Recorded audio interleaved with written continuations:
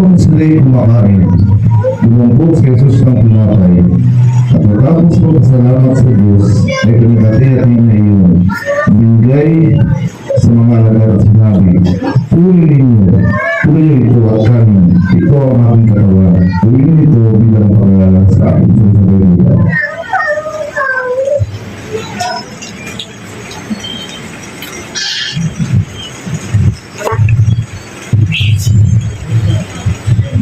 Pagkatapos, lumapot siya ng kopa, nagpasalamat sa Diyos, at ibinigay sa kanila. Sinabi niya, "Uminom kayong lahat nito, sapagkat ito ang aking dugo, na pinagtibay nito ang tipan ng Diyos. Ang aking dugo ay nagbubuhos para sa kapatawaran at kasalanan ng marami. Gawin ito bilang pangalanan sa akin."